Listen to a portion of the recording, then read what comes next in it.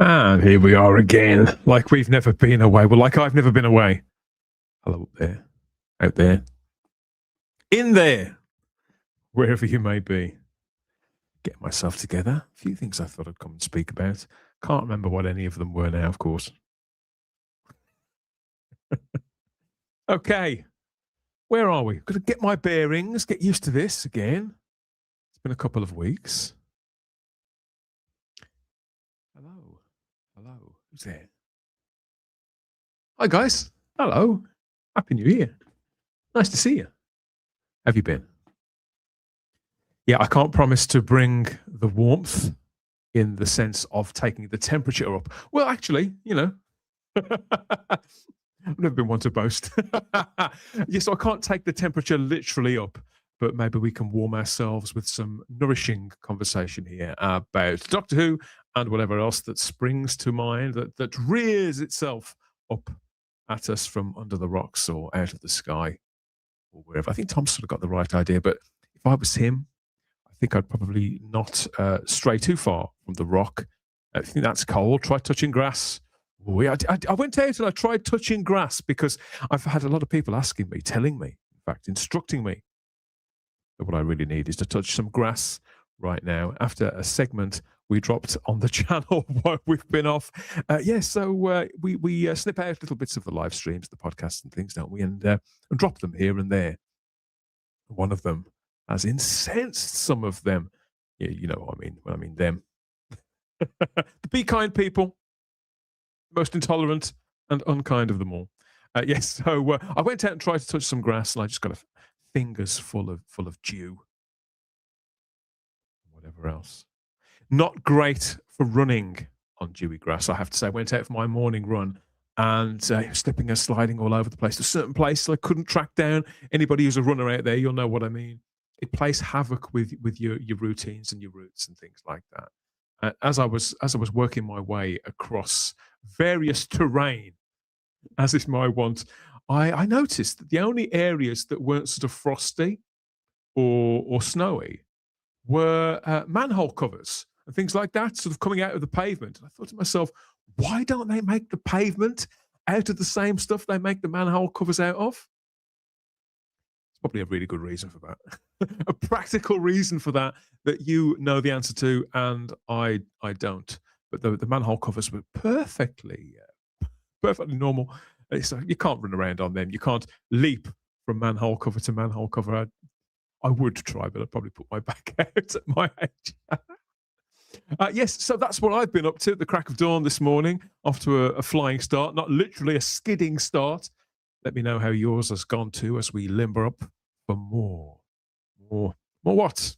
More of this. I think there's more on the way coming. I think they've said we're going to have a nasty. They always say we're going to have a nasty winter, though, don't we? Even in the years when we don't. They always claim that we're going to have a scorching summer, and that nobody will be able to use their taps, never mind their hose pipes, after about 12 hours usually of hot weather. And whenever it gets a little bit parky, they talk to us in the mainstream media like it's about to be an Arctic winter, don't they? It never seems to go that way. It's almost as if they're bullshitters, isn't it? There we are. Sometimes I think the best way to find out what's going on is to look out of the window, really. In between all of this, we'll try and fit in some talk about Doctors Who, those guys there in particular, the great and the good, the long and the tall, and the short and the tall. There they all are, or most of them. The ones that count, there they all are.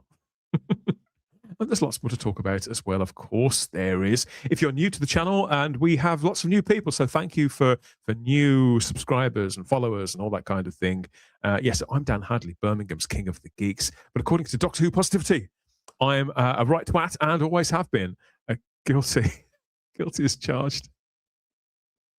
As I showed this to Gary Akers, and he said, if that's what Doctor Who Positivity is like, I'd hate to see what Doctor Who negativity is like. So if you consider this to be a review, I've had worse. I've had considerably worse. New year, new start, new order of things. We've got some new things bubbling up here at Type 40 across all the platforms, all the places we put out stuff. because, we never like to leave things in the same place for very long. And this year, 2026, seems a good place to start. It's the year that Thunderbirds was set in, according to Stephen Le Riviera on X. And he should know, great authority on all things Thunderbirds, maker of documentaries and commentaries and things like that. So we are in the year of the Thunderbird, if you believe in such things. The Chinese year of the Thunderbird. So Thunderbirds fans, let us know what you think. I'm sure nothing can go wrong. It couldn't get much worse. Could it, Tom? He's checking it out for us. We've got our expert, our time travel expert is on the case. We'll leave him to mull that over, I suppose, and see if we want to commit or not to 2026 or hit skip. Is it possible to hit skip on a whole year? I don't know. Probably not. Thank heaven for you guys and for the community, the Doctor Who community, which is, all forms of life can be found there, can't they? Particularly, I was very grateful for this one because despite my haphazard running conditions earlier on, I did like this picture from a friend of the show, Neil Cole, here at the Museum of Classic Sci-Fi, based up in Northumberland. He shared his Frosty box. Got a Frosty box. Yes, so when he told me about that, I suggested he try and get in at the GP before they're all booked up. Like, no, it's this. Look, it's his police box. So this is outside the museum itself. I don't know if he has his post put in there. Maybe he does. Maybe there's a hatch somewhere, or it's a birdhouse or something like that. I'm not quite sure how tall it is. I think it's probably taller than it looks, isn't it? Wait and see. I've still never been to the Museum of Classic Sci-Fi, despite having known Neil for so long now. He's one of the very first guests we ever had on the podcast, come to think of it. Episode 12, 13, whatever that was, back in 2018, early 2018. And, so I finally got to meet him at Hooverville a couple of years ago, and we had a great big manly hug, didn't we, Neil? But this is sort of like a hug in picture form, I think, on a cold winter's morning. Neil Cole at the Museum of Classic Sci-Fi up there in Allendale, and they are open. Not the pub. Neil's open. The pub will almost certainly be open as well. But you can't get a pint off Neil. Well, you probably could. Come to think of it, he's good like that, but not in that way. You can't actually. He's not got the one draft at the museum. You've got to go over the road to the pub for all of that. So, how has your New Year been? How are you bearing up with the cold weather? We've got some people in the live chat. Thank you for joining me, whoever you are. Let's tune in and see what's going on. Yes, we've got new graphics, we've got new bits and skits, and more of the same old nonsense from me, I'm sad to say. It's stuck with me and it for the time being. Thank you, everybody. Okay, we've got some commenters. Good to see you back. Good to see you. Happy to welcome me back because I've done plenty of talking in the last few weeks, but not really of this. Good afternoon from sun-kissed but cold Wigan, says Stephen O'Neill. Hi, Stephen. Happy New Year. Funky's joined in as well with a hi all. Good to see you, Funky. And a greetings and Happy New Year from the Zero Room. Do we know your name, Zero Room? If we don't, my memory, you've probably said several times. Happy New Year, also from Wigan. Oh, we've got several from Stephen. Stephen Braddock is also in the live chat too. Hi, Dan, King of the Geeks. Happy New Year. Thank you. Thanks, Stephen. Hope you had a good one, mate. He says, it's sunny, but freezing here too. Bloody cold. Bloody cold. I mean, it's one thing to have a frosty box, got to frosty everything earlier on. What else is here? What else and who else? I've got a hat and scarf on too, says Stephen. Yeah, you can't be without your hat in this weather. Happy New Year, everyone, says Gary Akers, the Retro Dog, Type 40 regular there. Gary in the live chat.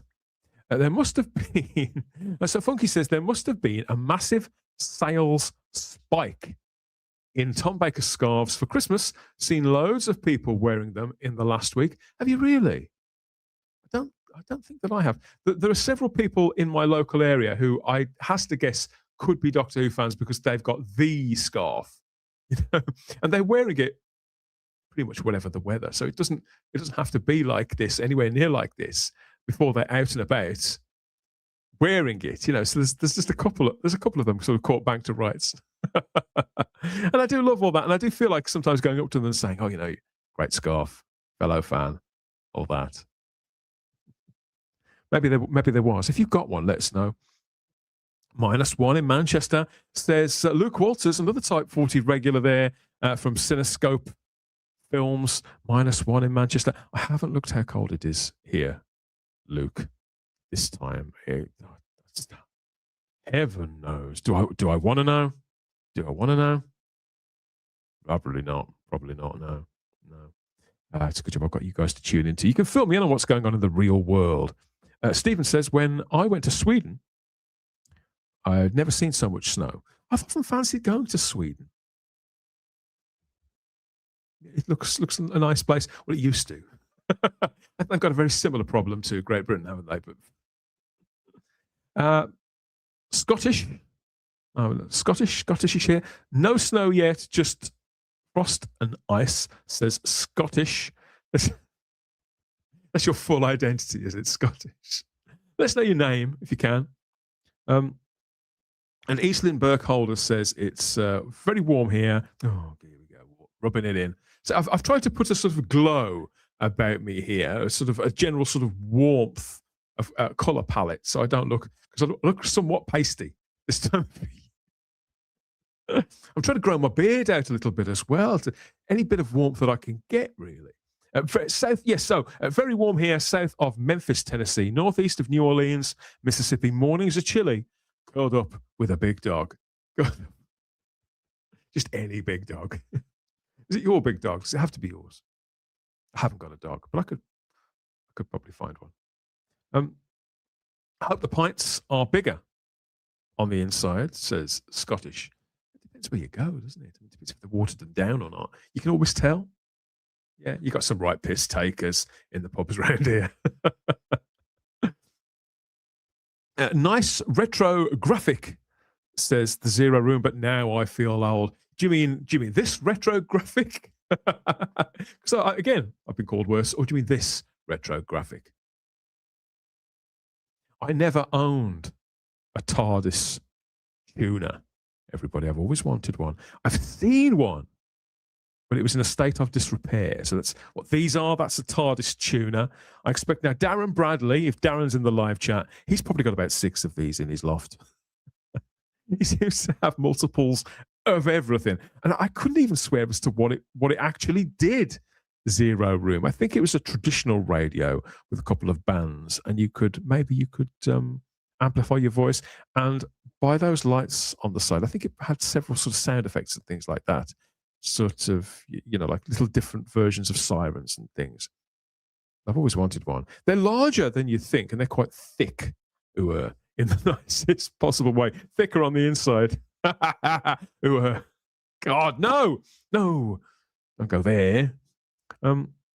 Stephen Braddock says he stayed in for New Year's Eve with my 3 cats, texting my friends and watching the fireworks. There you go. Depends on what you were texting them. What were you saying to them that was causing fireworks, Stephen? Seeing it's New Year's Eve, I'm going to tell you, I've always thought you were a complete arsehole. That kind of thing. I know what you meant. Hey ho, Happy New Year, says the Rabbi from Another Planet. YouTube legend, the Rabbi from Another Planet. New granddad, the Rabbi as well. Again, congratulations to yourself and all the Lebetkin family. And welcome to the world to the 2 little ones, your 2 grandsons. Fabulous news. Happy New Year to you, my friend. This is Gary Aker says this is the 250th anniversary of you lot. Us lot losing control of us troublesome Yanks. Well, I think we'd quite happily relinquish to your control the way things are in the current year, right, Tom? He's still checking it out. The verdict is not in yet. No. Okay. Okay. Of course, you're Brian Zero Room. How could I forget this? Yeah, you have told me that before. Shocking memory. I need to upgrade my TARDIS tuner, don't I? Maybe I could. Eastland Burkholder says, similar, dog and cat snuggled up in bed watching the new year come in. To those who got the new year ahead of us in the central time zone. Yeah, that's the strange thing, isn't it? Now that the world is a smaller place and we can all communicate through social media and in platforms like this. So where it was, so people, some of us who work on Type 40, we were wishing them Happy New Year, but it wasn't 2026 for another 6 hours, something like that. So people got a touch confused. But it's amusing, isn't it? In the year of the Thunderbird, it is amusing. Woodhouse 122 says, afternoon or snow free here in Sheffield, but it's cold. I bet it's bloody cold everywhere, mate. Bloody cold everywhere. Stephen's looking forward to watching Planet of the Daleks and The Green Death on the Eden Channel. That's tomorrow and Wednesday across the 2 days, sort of split up, is it? Very good, very good. I know you're a keen viewer of Eden. And the Darren Zone says, there are definitely Tom. Ah, yeah, Darren, good to see you, mate. Happy New Year to yourself and to your good lady. There are definitely Tom-inspired scarves out there. Not quite the same, but similar. I always love Tom Baker holding up his hands when a weapon was pointed at him, explaining why they should cooperate. Yeah, well, yeah. He's not the most naturalistic of actors in the world, was he, Tom? So everything was slightly out of the ordinary. What do we mean? Oh. No wonder he was exhausted at the end of it all. I would be too. I would be too. You know what I find exhausting nowadays? Most things. You know what I find exhausting most days? Social media. Yeah, social media, keeping track of the various platforms. You know, Instagram. Yeah, if you follow me on Instagram, I apologize. Every time I log in, they've changed something. I can't figure out what's going on over there. So I've sort of given up trying, really. Maybe I should persevere this year because I complain about all the others. I think, well, perhaps Instagram could be better. So I logged in earlier on to see what the general gist of things was.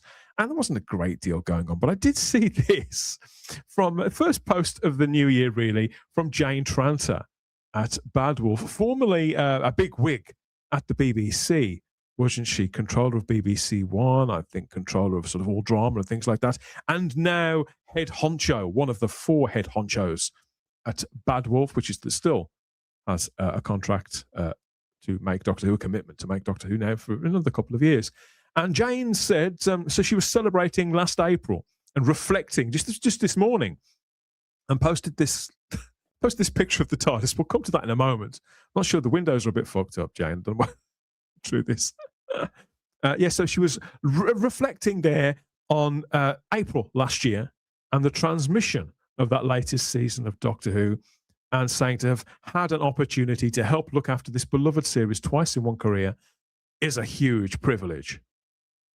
And never mind the fact you fucked it up. We'll gloss over that, Jane. But the fact, I mean, the TARDIS isn't in great shape in that cartoon, is it? So is she aware of what she's suggesting with this picture? That it's all gone tits up on your watch, Jane. Jane talks a lot of old bollocks, of course she does. Earlier, when was it, the middle of last year? She came out with a right load of old guff to say that all manner of things about never doing anything sort of performative on the show and all that kind of thing. Just absolute nonsense. Don't know who she thought she was kidding. She's clearly not been paying as much attention as she thinks. It's a good job the fandom is paying attention for them, isn't it? So, do you follow Jane? Did you spot this morning? Have you seen it? And is she right to be proud of the privilege which she has completely failed to deliver on? Duncan, Funky Duncan. Is your name Duncan? Duncan, yeah, I think it is Duncan, isn't it? So Funky Duncan says the box that destroyed Bad Wolf Studios, maybe. I think it's been mutually destructive because Bad Wolf are not going to come out of this well, are they? Not going to come out of this well. According to the Zero Room, classic Doctor Who has been pulled from Tubi. in Canada. That's bad news for Tubi people, Brian. But at least they've got some great movies on there. I mean, the Grinch That Stole Bitches, obviously over on Tubi. That was the big Christmas movie. Superb stuff. Life is exhausting, says Luke. You've got years on me, mate. You should be exhilarated by every change of the seasons. And Scottish says, I watched the Stranger Things finale. Half of that was good. I loved Stranger Things when it first started. So it started in 2016. I watched the first 2 series, and then I had all sorts of stuff that was going on and never got back to it. Can't remember the names of any of the characters apart from 11. I can't remember the storylines. So what I'm hoping is that eventually it'll all come out in some sort of big Blu-ray box set, rather than me sort of getting onto Netflix. I prefer physical media. So I'm ducking clear of any Stranger Things talk because, well, not only would it not make any sense to me because I can't remember anything that happened anyway, but I don't want to risk anything being spoiled. But I hope that the people who did stick with it through all those massive gaps in between seasons, I hope it worked out for you and it was worth the wait. Because it was, I think if they'd have wrapped up a couple of years earlier, that would go down in history as a show for the ages in the way that sort of Game of Thrones was mostly like 10, 12 years ago. So yeah, good stuff. It's I think time's going to be kind to a show like Stranger Things. But the weird thing is, though, isn't it, that they've spent that long making it, the few episodes that they do make, that all the cast have they're all in adulthood now. They're at a similar place that the Harry Potter cast were in, sort of a few years after that sequence of film. So Stranger Things is a weird one. It's a strange beast. I'm determined to go back to it, but I'll have to start right from the beginning. So good, yeah. I hope all the Stranger Things viewers, I hope you're satisfied with that, because God knows if you're a Doctor Who fan, there's plenty to moan about over the last 12 months, actually over the last 2 years. Come to think of it. Chewing the Scenery is what it was called. Are you talking about Tom Baker there, Eastlyn? Chewing the Scenery in a good way. Other actors that did that aside from Tom Baker were Brian Blessed, he still does, and the actor who played on Battlestar Galactica. There was a lot of that on the original Galactica. There was some of it on the new Galactica as well, but it was mostly on the old Galactica.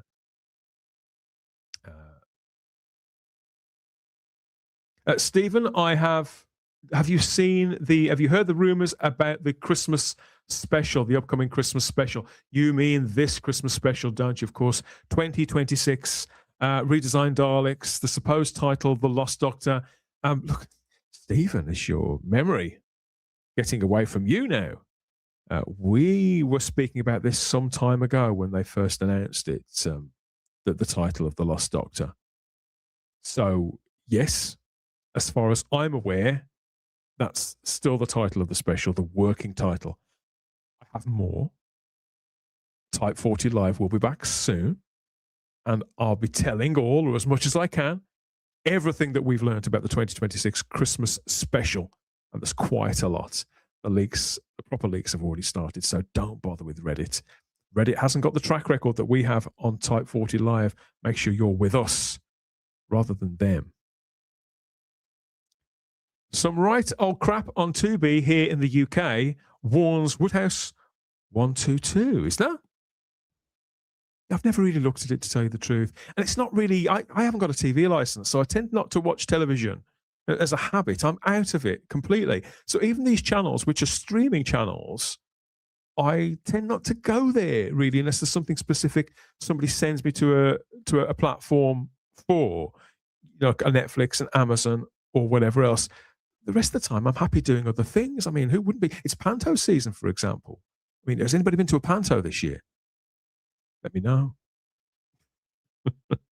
Tubi has some amazingly bad horror movies that are a must-watch. I do like a horror film. I like horror films at Christmas, in particular. Obviously, when the nights are darker. Zero Room. I can't tell now. I can't tell which of the comments are about Doctor Who and which of the ones are about Stranger Things. Luke says, so the next podcast is all about Stranger Things. Let's do it. I do. If you want to do a watch through of it from the beginning, I'll do that. I'd definitely do that. We could call it Stranger Thongs, couldn't we? Oh no, I don't think I want to review something in a thong. No, nobody wants that. But yeah, I will be going back to Stranger Things at some point. I don't think anything made by Netflix ever gets a physical media release, says Funky. Well, they used to. I think they still do now and again.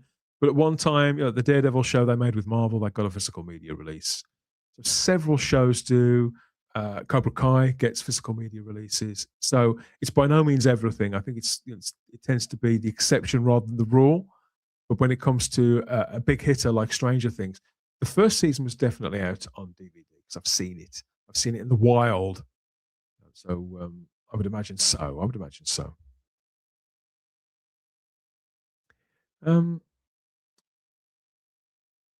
BBC are losing money, and it shows, says Rick Storm.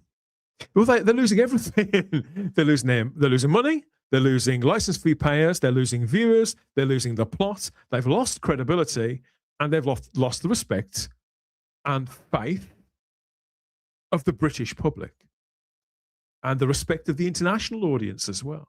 They used to regard them as being standard bearers, didn't they, for their news content? So picking that fight, did they pick a fight? No, they choosing to make an enemy of the leader of the free world, as they did a few months ago, was a fucking stupid thing to do. They deserve everything they're going to get. And as I say, whatever the President of the United States intends on doing to them legally, they've got that coming.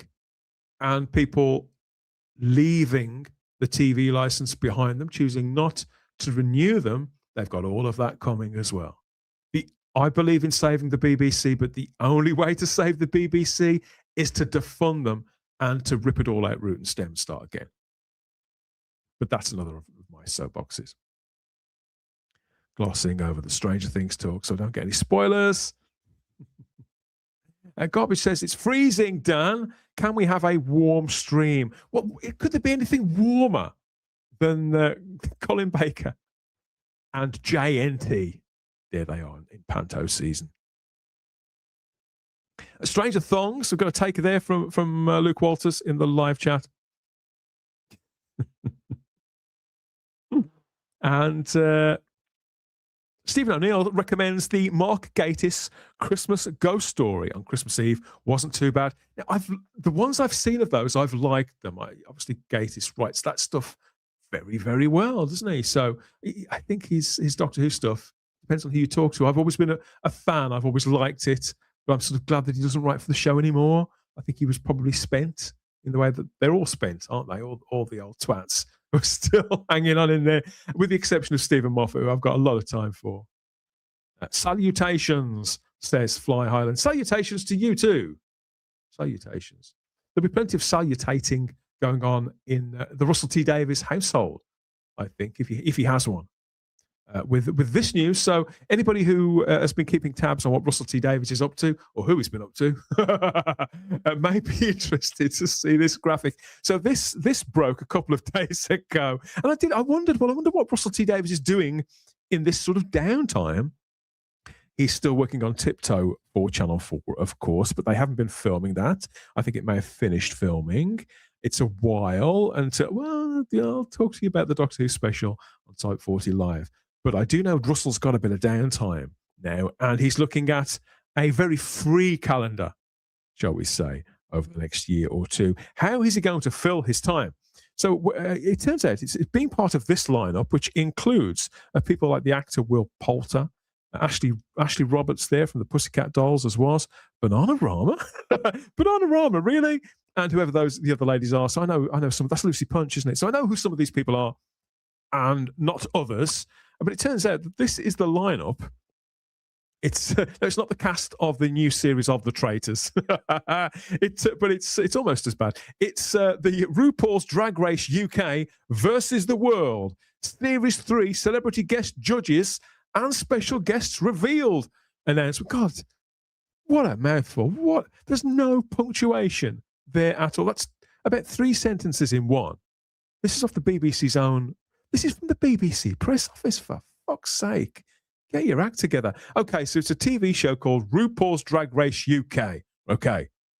And this is obviously some celebrity strand of that they do, fine, which features guest judges and special guests, one of which on the next series for 2026 will be Russell T Davies. You know what? They're 3 seasons into this. I'm amazed it's taken him this long. But we all know if there's a drag night somewhere in Britain, Russell's there, isn't he? It's very much his jam. And I'm not going to knock anybody for that. But it is very amusing for a man of 68 years of age now. I understand Russell. So, yeah, maybe his bus pass can get him down to wherever they're filming this. It's certainly catch up with Banana Rama and some old friends. I don't doubt. He's very big on all of that. As to what else Russell T Davies is up to, don't think I want to know.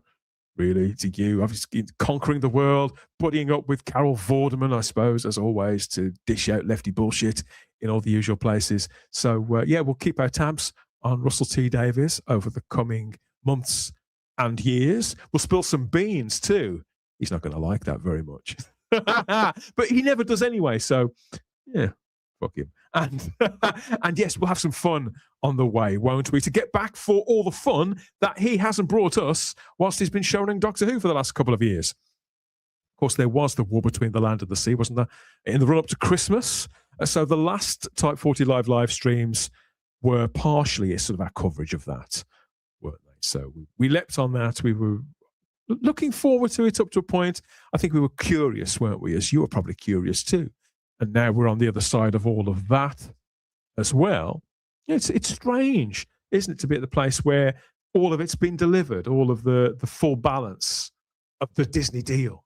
It's strange for us. Imagine how it feels for them.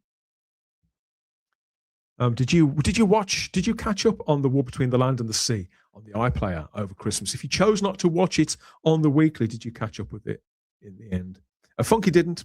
He sensibly avoided the BBC on Christmas Day and watched the Thursday Murder Club instead. That was actually good. It was this great film. And we reviewed it, didn't we, as part of Type 40 Live, all the way back in September, I think the week it came out. Brilliant fun. You forget that these things can be fun. No identity politics at all. Lots of Doctor Who connections, which makes it even better for the likes of us. Another hands up. For the hands up, can you see this hand? Hands up from Gary Akers. So he'd be there for the Stranger Thongs podcast, only if it stars Sydney Sweeney. Well, I'll have a word. I think the restraining order may be up now, so I'll get in touch with her and see. It's one reason to get back on Instagram, isn't it? I'll see what she's got to say about that. Okay, let's catch up with more stuff.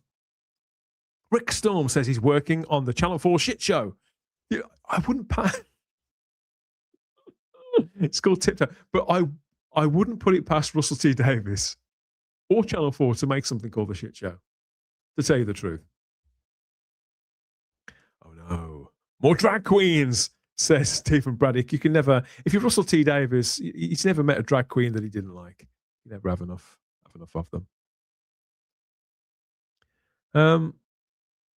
Yeah, I wouldn't be surprised if Russell T Davies dresses up as a drag queen himself. God forbid. So behind closed doors, what do people do behind closed doors? I don't. It's none of my business. I don't really care if they're playing with a friend or playing with themselves. You know, it's all about that, don't you? Like, seriously, it doesn't bother me. But it's the fact that, like Shooty Gas, where Russell T Davies is a very public figure and he is so associated with Doctor Who. It's like, well, of course he would be on something like this. And I don't begrudge anybody a bit of fun. Who wouldn't? But he's becoming a cartoon character, isn't he? Becoming a cartoon character. Funky says, we were curious about the spin-off in the way that people are curious about looking at car crashes. We've seen our reviews. I hope you've seen our reviews. So you've got our take on that. Deep Thought 42 says, I have to wait for the Disney release, but I'm not that inclined to watch The War Between. From hearing what's been said about it, I never liked the idea of Tovey as lead. Well, it depends who has been saying what, who you've been listening to. If you've been listening to us, why wouldn't you? This is worth your time. This is good stuff. It's good entertainment. It's well made. And we did have on our panels, there was a variety of opinions. Some of us enjoyed it more than others, but it was considerably better than either of the 2 seasons of Doctor Who that starred Ncuti Gatwa. The Fish spin-off was a waste of 3 Sundays, a bit like when the Whittaker episodes were shown on Sundays during her run. I thought it fitted with Sunday evenings perfectly. I understand there's a lot of prejudice that was against this production, and I understand why. But that's not what we do here. It's not what I do. To me, that was a glove fit for a Sunday evening. That was where they were always going to put it, and I thought it fitted Sunday evenings perfectly in a way that Doctor Who itself simply does not. Doctor Who is a Saturday tea time show. And the fact that Chibnall bailed on that slot was yet more evidence of his creative cowardice. So War Between was perfect for Sundays, and as is borne out by the lot of the reviews. A lot of people liked it, a lot of people watched it, and generally speaking, the ratings held very, very well. There was no war on the War Between. Yes, we've reviewed the War Between extensively, Rick, on editions of Type 40 Live, so I won't dig into all the same talking points. But go and check out our live streams where we looked at each of the 2 double bills and the finale, and you'll get what we thought about all of that. Darren, he skipped it. I haven't seen it. I won't be. The Russell T. Davies and Bad Wolf team have lost all respect I had for them. Yeah, it's entertaining. It's entertaining, and that's, if I'm entertained, then I'm going to give it a fair shake. It's how I look at it.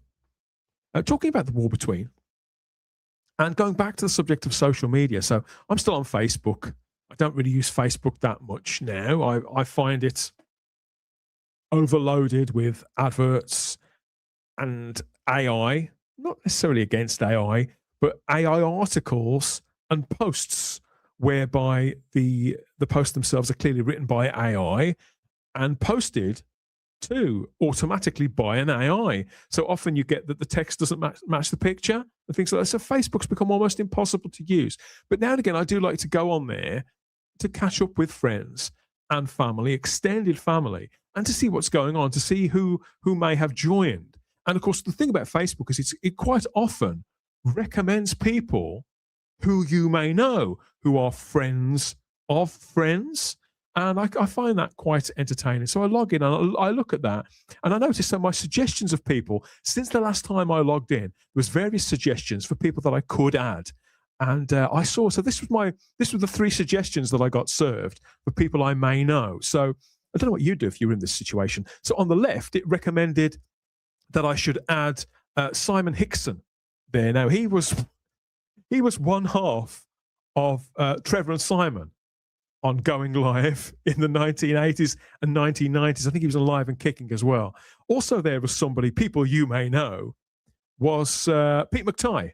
Yeah, the co-writer of The War Between the Land and the Sea. I don't know Pete. Again, I know people who know Pete. I've never spoken to him myself. And in the middle there, that's my ex-wife. Yeah, so she's obviously unblocked me.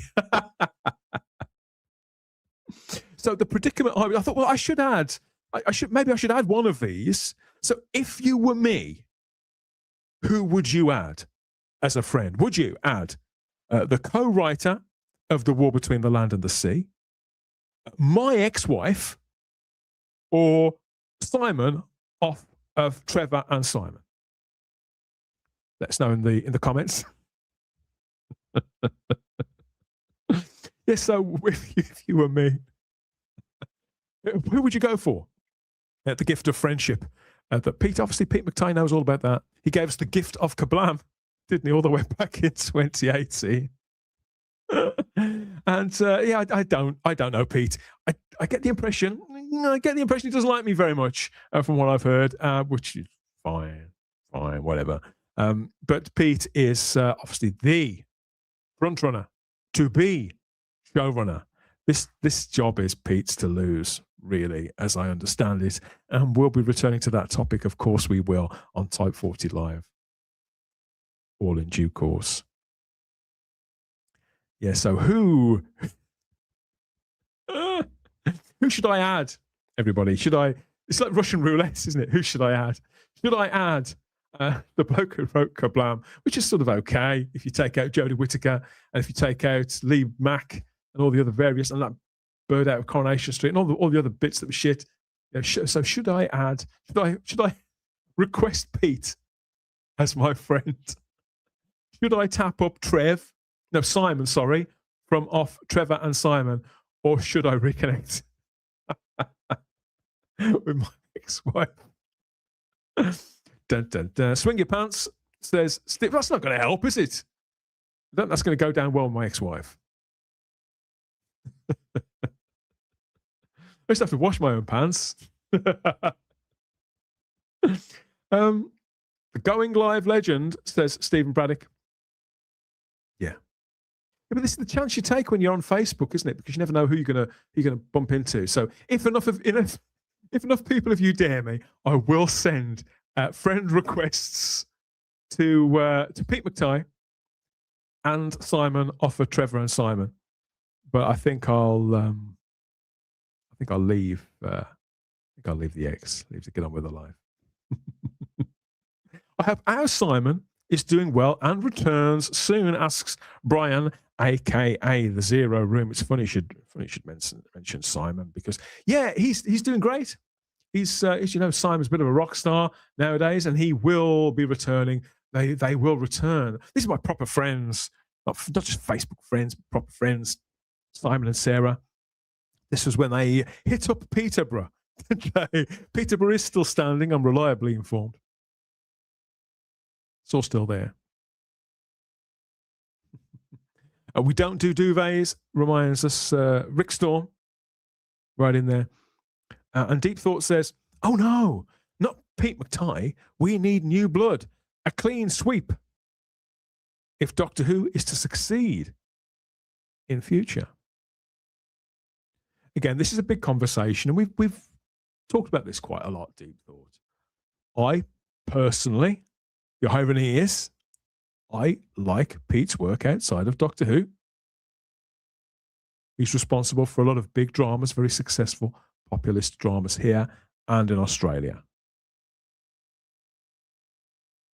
The Blu-ray trailers clearly show a man who knows Doctor Who inside out, who loves it to bits, the proper Doctor Who, classic Doctor Who, whatever the era. And again, not wishing to speak about War Between the Land and the Sea too much, his work on that, specifically on characters, was easily the most impressive. He did more with Kate Stewart in 2.5 episodes of The War Between than both Russell T Davies, Chris Chibnall, and Stephen Moffat, come to think of it, ever did with her in her 12, 13 years on Doctor Who itself. So don't write Pete off, would be my advice. But of course, he is well in at Bad Wolf Studios, and I would argue that the evidence is that the problem is very much with Bad Wolf themselves being totally ideologically captured. So would that talent and that potential be given room to rise as long as they are in the equation? Obviously, the evidence would suggest not. What a shame. What a great shame. Fly Highlands. Like Warwick Davis in a dating agency, computer matches him with his ex-wife, and the agent says, well, it shows the system works. Okay. Yeah, I rewatched that series recently, Life's Too Short. I enjoyed it a lot. I did. Yeah, that was from the Life's Too Short. Love that pick, says the Zero Room. What, this pick? Fabulous pick of Simon and Sarah. So yes, they are returning. I mean, yeah, we're putting together the return of Type 40 Live, YouTube, Rumble, Facebook, and X. Of course, we're going to be back for a 10th season of this. I know. 10th season. So yeah, we're talking about it right now, exactly what and when and how. Sadly, there's a couple of people who've been involved in the past that won't be involved in the future. People and life moves on. No drama, just the fact that a commitment to being on a show like Type 40 Live, it's not something that people can commit to forever, is it? So yeah, we're working out who's going to be involved, who's going to be on the lineup, what we're going to do, when we're going to do it. And as soon as we know, you'll know. But we'll be back sooner rather than later. So we won't keep you waiting too long. We've been making this show for 6 years now. This is just the live stream, the podcast itself, nearly 9 years. And people's lives take them off in different directions. People move house, they fall in love, they get divorced, they start new jobs, all sorts of things. They have babies. So yeah, life moves on. So it's a big commitment from people. But when we're back, we'll be back, all caps back. So watch and wait and make sure you're subbed so you don't miss it. There's the Type 40 podcast, of course, brand new edition of the Type 40 podcast coming up later this week. And even by our standards, this is a really great one. A terrific conversation with somebody we've spoken to them before, but never about themselves before, and their contribution to Doctor Who over a long period of time. That's coming up later in the week. There's an enhanced video edition coming to the YouTube and Rumble channels as well. So don't miss that. In the meantime, you can find earlier editions of the podcast there across all major podcatchers and our home feed at type40.podbean.com. As always, all of it getting a sort of a refresh over the next 2 or 3 months. So make sure you're alert for that. And if you haven't heard Tom Baker, MBE, which was my conversation with Oliver McNeil, his own personal photographer, who was there on the day where Tom he was invested with that honor, then you're really missing out, because it was very, very candid, very generous of Oliver to tell all, and exclusive interview there, and access and imagery and all manner of other things connected with that big day for Tom. So yeah, I think it's Tom's birthday in a few weeks' time. So yeah, while we're sort of waiting for that and our next round of Tom Baker appreciation, then you could do a lot worse than get that in your ears, in between hearing me sort of go on about how much I fancy Audred AudioVisual. What is the new year going to bring for the cast of Doctor Who? The recent past, the distant past. We'll find out. We'll be looking at all of that as well, where they're going to turn up next. Of course, we were the ones here at Type 40 Live, I think that was. Or was it here? I think it might have been me on my little Chillstream. I told you that Audred AudioVisual has secured a new role in Slow Horses on Apple. Very prestigious drama show. Looking forward to seeing that. Just like Stranger Things. Well, I've never seen Slow Horses at all. I'm going to start watching that soon. I think it's the kind of thing I would like. And I want to be up on it, don't I, for when Barrett is there. Okay, who else? Simon is a synth star, says Stephen Braddock. He is, in a big way. Big synth star. Funky says, I have to confess, if I had to pick one Jodie episode to watch, it would be Kablam. That's Pete McTire's first episode, wasn't it? That wasn't a bad story at all. I've always said, and my review from 2018 is coming soon to the channel, for the people who didn't hear it, because that was before we put the stuff on YouTube too. So, but my feeling about Kablam was it was the only episode in that entire season that surprised me on any level. The rest of it was all predictable, boring twaddle. And a lot of Kablam was twaddle. But I can honestly say that I had no idea what was going to happen at the end of that story. The only one. And some of the imagery was really memorable. And yeah, so I rate that. I do. I rated it. I don't know what that's. I don't know who that's in reference to. Stephen O'Neill asks, which season do you think they will release after season 21? Season 11 or season 16? Um,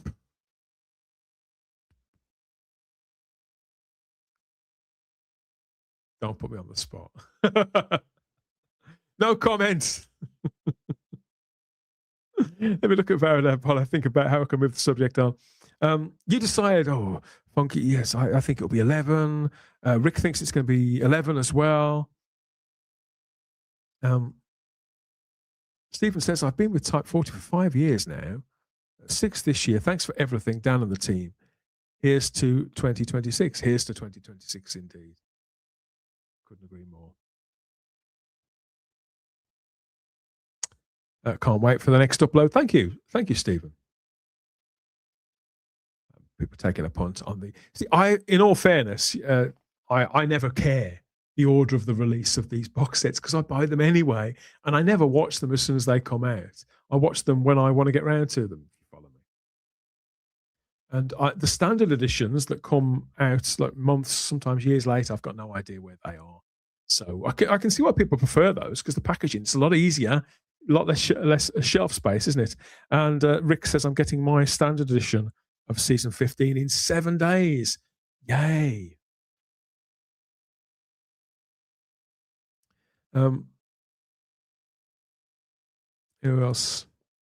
Kablam was the best story, and that's saying something compared to Praxis. Well, Praxis was terrible.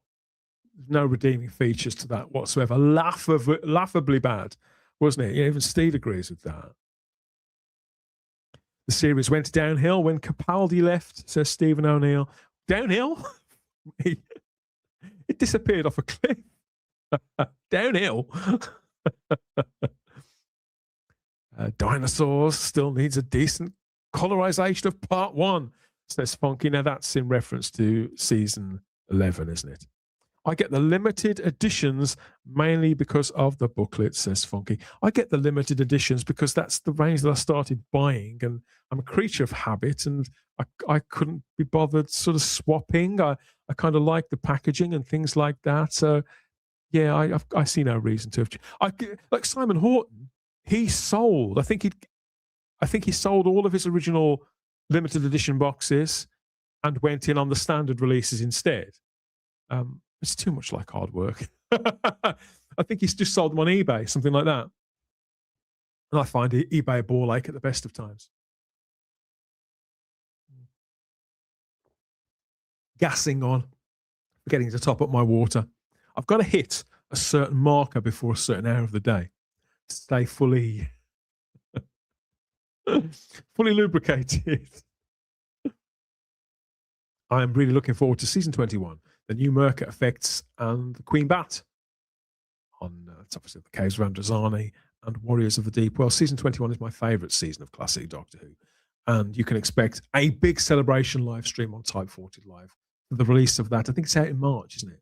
So we'll be going balls deep, Dalek balls. I mean, Dalek balls deep on season 21 when Type 40 Live returns. Of course, we will with all of the regulars.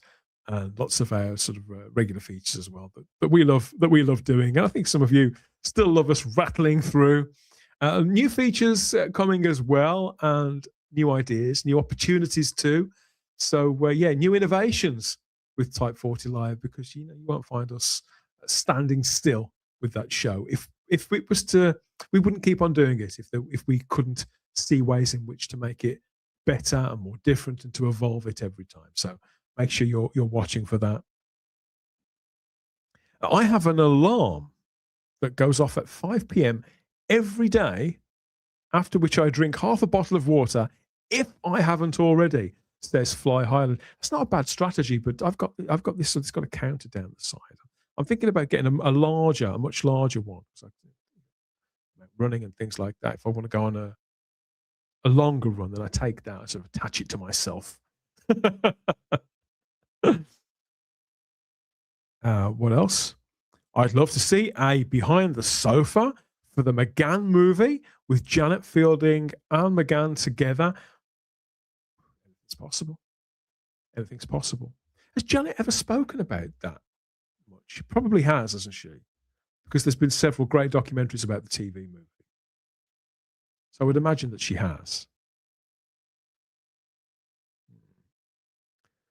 Big year, of course, for the TV movie fans out there, myself included. Huge fan of the TV movie. And of course, we'll be marking that here on the channel and on the podcast and on the live stream too.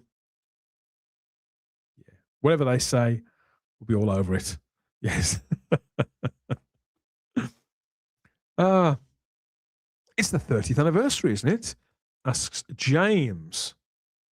It is indeed. It is indeed. Speaking of 30th anniversaries, it's also the 30th anniversary of the passing of John Pertwee. This is also coming up in May, I think. John was 76, coming 77 when he died, wasn't he? And I remember the day vividly. I remember hearing the news break on the radio. And, you know, I was born just as the Pertwee era was ending or had ended. And so John Pertwee was an actor that I found out that he had been Doctor Who sort of years later after I'd seen him as Wurzel Gummidge. So the Pertwee era has always had a sort of a degree of archaeology involved for me. But I've become more fond of his incarnation over the years. Of course I have. So we'll be looking at John Pertwee as well, his life and his legacy. But I wanted to talk about this briefly as well, because the connections that we have with Doctor Who and those people, it's not just their persona as the Doctor or Susan or Amy. We care about these people, don't we? We feel like we know them. We feel invested in their careers. And even though they're private people who have their own private lives, we strangely care about. We want nice things to happen for them in their careers and in their private lives. And John Pertwee had a very long and very happy life, not least of all because he'd enjoyed a long and happy marriage to Ingeborg Rohisa. She passed away just a couple of days ago at the age of 91 herself. Ingeborg was an actress. She was a German actress when Pertwee met her back in 1959, 1960, and they were very quickly married. And the news of her passing away at the age of 91 was announced by their son, Sean, over the weekend. Here they are, back in 1960, Ingeborg and John, out and about at the, what would that be? They're out at the theatre, and we're looking at the various people, the various stars who are, they could be the cinema actually, because that's Janet Leigh in one of the pictures behind the various of the stars of the day. Kim Novak's there too. How 1960 is this? And don't they look glamorous? Impossibly glamorous. Out on the tiles together all the way back in 1960. But here was the post that Sean put up to announce the sad loss of his dear mother. A beautiful picture as well. They were married in 1960, and obviously they remained married right up until John Pertwee's passing in 1996, 36 years. And they had two children together, Sean and their daughter Dariel, both of whom went on to become actors. But Sean said, "My mother, my mama, Ingeborg Rohisa Pertwee, 1935 to 2026, Nazi Berlin War survivor, Egyptian embassy French translator, Ibiza 60s tabletop dancer, successful author, devoted wife, mother, grandmother, firebrand, firecracker, mold breaker, disruptor. Light her at your peril and stand well back. We will love and miss you for eternity." My heart breaks. The heart emoji there for his mum. So what a lovely post. I'd wondered how old Ingeborg was. I knew she was still with us. And I've seen images here and there of them over the years, but I tend not to dig in too much to the actors' private lives. But what a glamorous couple they were, a couple of jet setters. Here they were in I think this was in the mid to late 70s together. Rest in peace, Inga, says Stephen Braddock. I've got lots of comments like this. Rest in peace, says Fly Highland. Sad news, says Funky. Very, very sad. Obviously, because nobody would have known John Pertwee better than her. Was she 36 years, marriage, 2 children? It's very sad news to hear about John Pertwee's wife passing away. Yeah. Yeah. I always thought Pertwee was immortal, being a Doctor Who on Whodunit and as Wurzel. I couldn't take it when he passed away, says Stephen Braddock. I was shocked as well.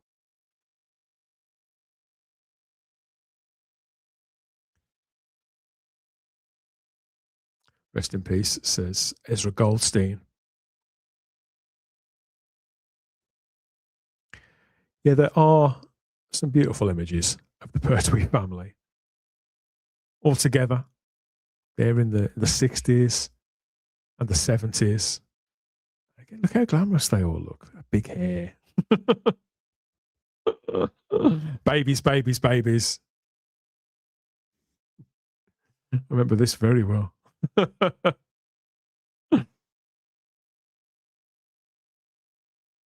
Yeah.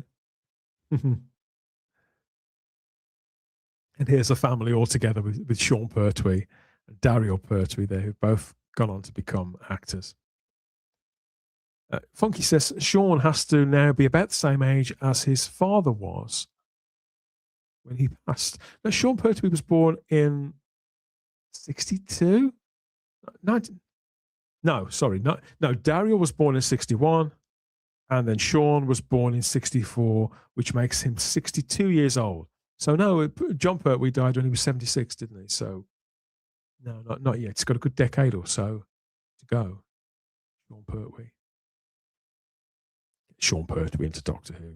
They did offer him a role that he couldn't take, didn't they? He was already, I think he was in Gotham. He was playing Alfred the butler on the Batman show Gotham, and couldn't take the job that was whatever it was they offered him. I did know the part as well. I did know which part they'd offered. I can't quite remember.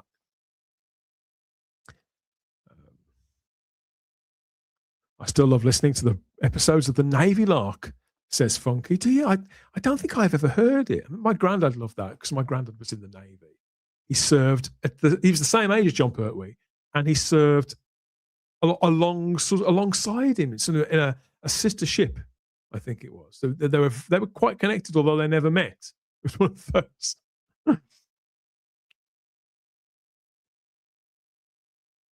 Sean's got another 15 years before he's the same age. For some reason, I thought he was older. He's just been around a really long time, Sean Pertwee. I would say he's always been, I don't think he's a household name as such, but people will know his face, even if they don't know that he was John Pertwee's son. Yeah, this is very sad news, but there's some beautiful images of them together as a family. Clearly very proud of all of them and everything they achieved together there, John Pertwee. And in the 70s, articles about them, pieces about them, and I think they did some advertising campaigns together as well, sponsorships and things like that. And Who's at Home here is one such clipping, just to prove that those TV commercials are real. Here's John Pertwee at home with his family. The Doctor is seen here going on a very short trip to the end of the garden at his home in Barnes, London. John's wife's name is Ingeborg, and their 2 children are Sean spelled incorrectly there, and Daryl. Those big glasses that she's wearing. They're Priscilla Presley glasses, aren't they? It's that time. It's the early to mid 70s. Beautiful stuff. Beautiful family. What a sad loss. Bless her heart. So if you believe in such things, they're reunited now. Maybe I'll take her for a spin up there in the Hoomobile. I don't know. Let me know what you think about any of that. I think I only ever heard Ingeborg speak once, and that was on John Pertwee's Mythmakers interview. She does a bit of acting in that, doesn't she? I think she calls him in the garden or something, calls him from the kitchen window. Yeah. I don't know if that was improvised or what. You know. Love all that stuff. Sean is brilliant in Dog Soldiers. I think he once appeared with John on screen in Wurzel. He may have done. I'm quite a big Wurzel Gummidge fan. I don't know that much about its production. He probably did. He was great in Dog Soldiers. He's done some fantastic movies, to tell you the truth. He's really good in a lot of things.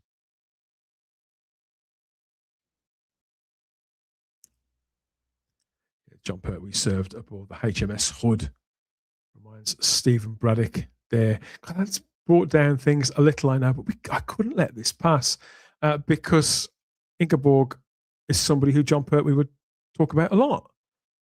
And the loss of Sean's mother, I don't know, how can you not respond to something like this?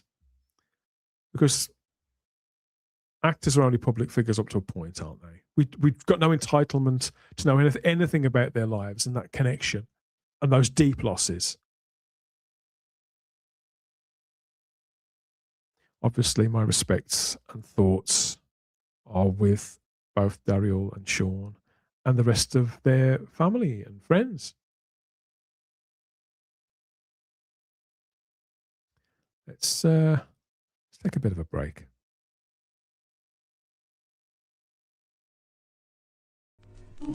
Yesterday,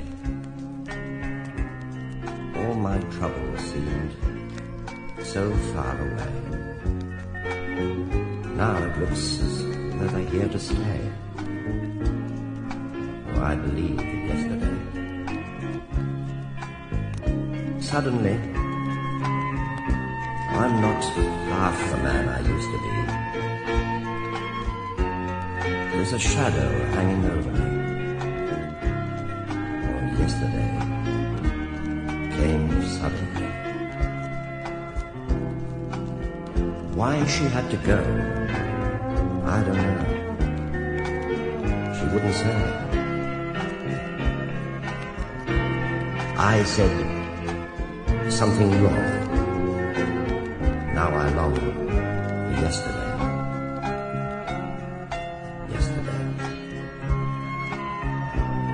Love was such an easy game to play. Now I need a place to hide away. Oh, I believe in yesterday.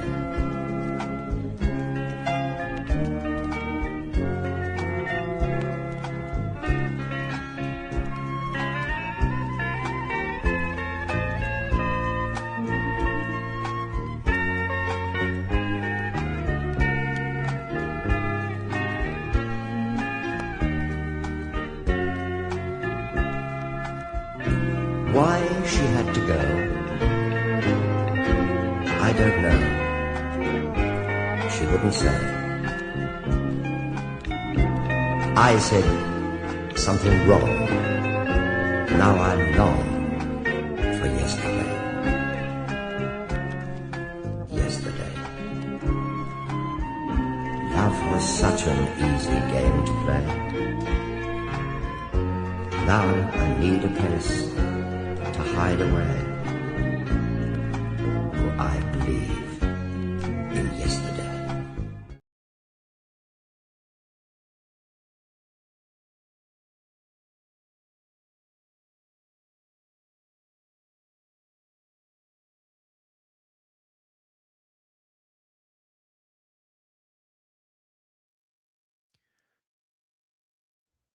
What a tune. How do I follow that? Not sure I can. So I'll just remind you that there's more of that kind of obscure Doctor Who connecting tissue coming up on Type 40 Live, as always, when we return sooner rather than later with a brand new run of special live streams and a 10th season of our live stream magazine show. In the meantime, you could do a lot worse. if you're in the area, then to head to Worksworth in Matlock, specifically to this shop, which is clearly very Doctor Who friendly, lunatic friendly.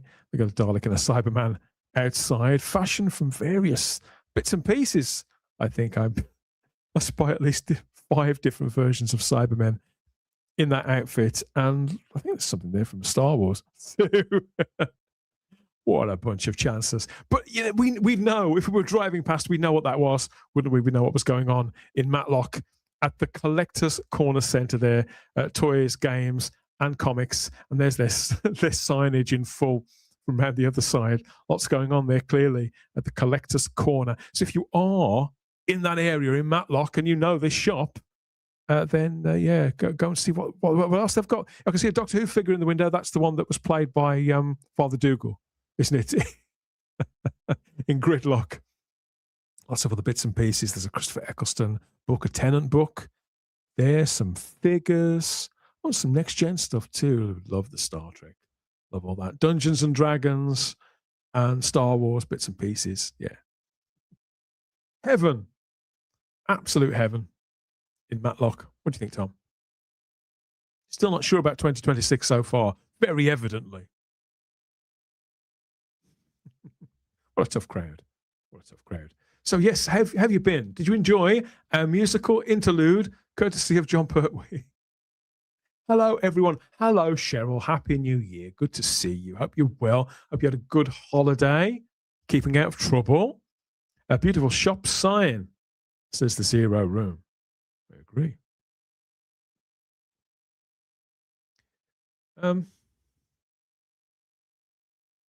Funky says the only singing I've heard Pertwee do before was this.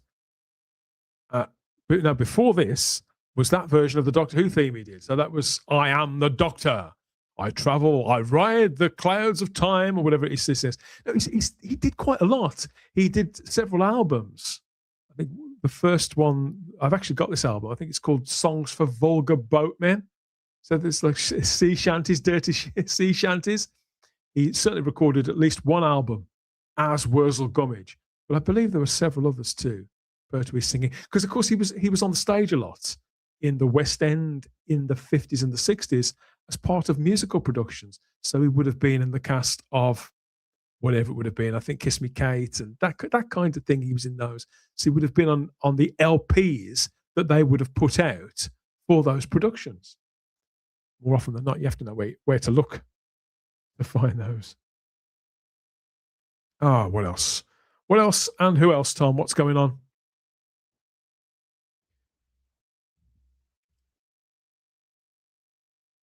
Stephen says this year marks 60 years since the Cybermen made their first appearance and the first regeneration. Dan, will you be doing a show about these 2 anniversaries?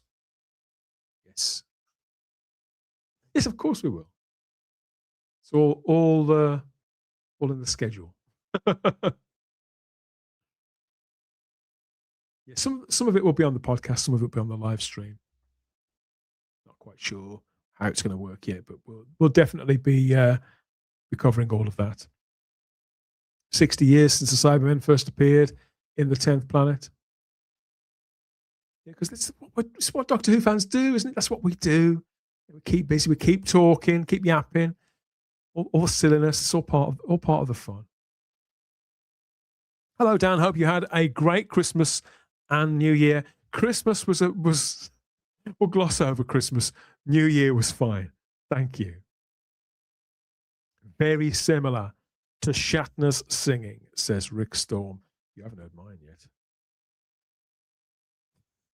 You might have done, actually. I do know how to get burst into song on these things. That's it, yes. Songs for Vulgar Boatmen. Not Voga Boatmen. That would be something else entirely. That would be the Douglas Adams version, wouldn't it?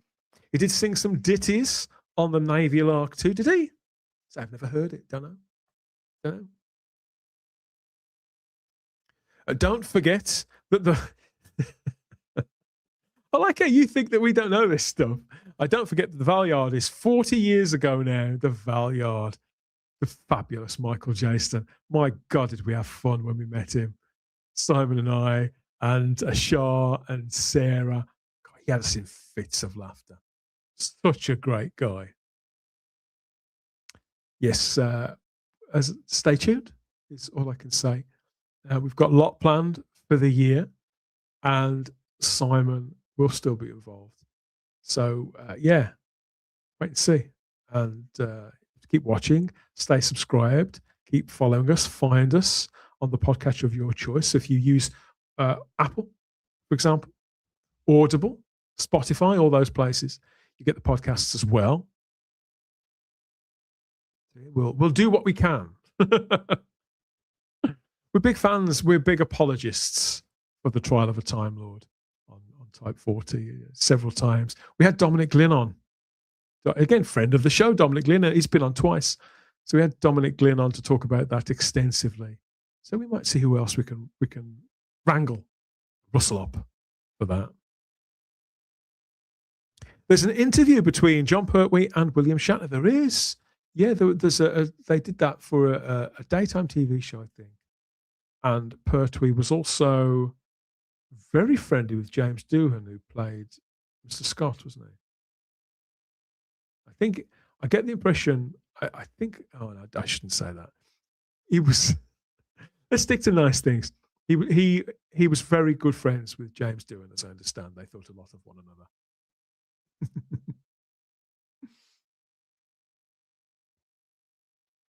Yeah, lots of Doctor Who diaries to look forward to this year, says Stephen Braddock.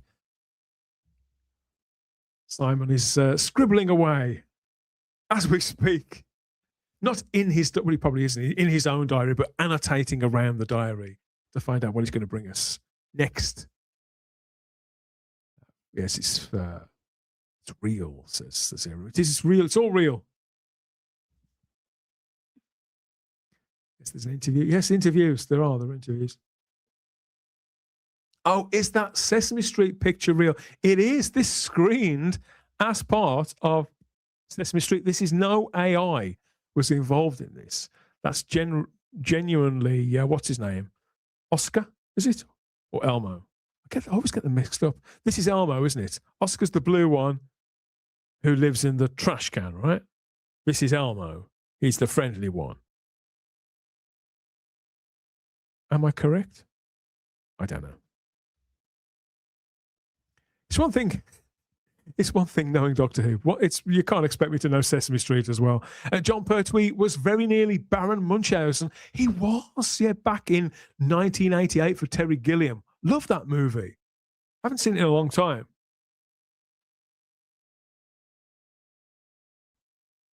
Could we want to revisit, I think, Rabbi.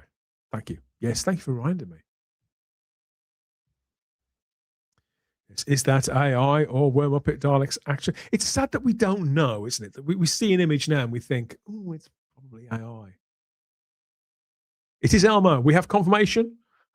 The Sesame Street Massive have chipped in.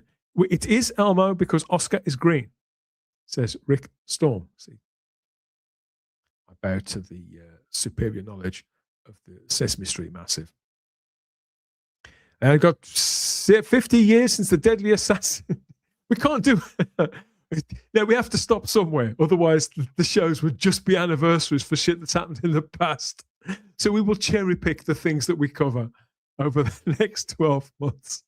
Thank you, Stephen O'Neill. It's the 33rd anniversary of this. Give me a break. Elmo. More confirmation. Elmo. And Grover. Who's Grover? Grover. I don't know who Grover is. Oh. I'm confused. And I'm tired. Which way to the pub? Oh, cheers, Tom. They're starting early, obviously.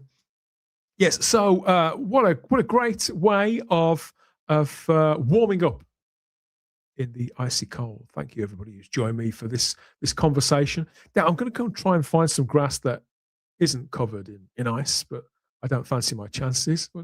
Tom's on that. Gone from one extreme to the other, haven't we? One extreme to the other. But there's bound to be some on my way down to the little Tesco, which this is my local branch on Argolis, and see what they've got, if they've got a meal deal on the go. See what's happening. Yeah. Live streams back soon. More of this shit as well. If you like this, if you like me rambling on about Doctor Who as well, for the stuff that it's more sort of me, I suppose. Because Type 40 Live, I say this all the time, Type 40 Live is genuinely, it may be me that fronts that, but it's genuinely a group effort. It's about us as a bunch of friends and as a bunch of fans. It's not led by one person's ego. This is this nonsense that I do now and again. This is all me, sadly. So you blame me for all of this, but Type 40 Live is a communal, a group effort. And so when we're all hands on deck with that, which is sooner than you think, we're not going to be keeping you waiting too long. But it's all coming together very nicely. Thanks. Thank you to you, Stephen, for listening. Thanks for reading out my comments. My pleasure. Thanks for bringing them in the first place. Jonathan Cox is here too. John O says, we just like being called John O. But John O says, I recently watched Carry On Screaming, and John Pertwee was the coroner. He's in a few of those. He's in Carry On Cowboy as well, isn't he? He plays the old sheriff in that. He's in Carry On Columbus as well. He's in a few of them. Oh, people dropping the Sesame Street knowledge here. What have I started? I'll leave that, I think. Gary Akers says, next Monday is the 60th anniversary of the debut of Batman. Adam Westbrook. Now, that is worth celebrating. Should we do something for that? I think we might. Should we do something for that? I love Batman. I love Batman generally. But 50 years of Rassilon said, no. Enough of the anniversaries, I think. We'll do some. We won't do all of them. We'll do some of them. Dear me. Okay, yes, that really must be that. I think you've probably had enough of me for the time being. I need to get some feeds, get out there and touch some grass if I can find it. So we're going to shut this one down. Obviously, back soon, more podcasts and live streams. Stay tuned, stay chilled if you can, and stay alert for them and all of that. I'll see you next time. Bye-bye. Screen out. Bye-bye.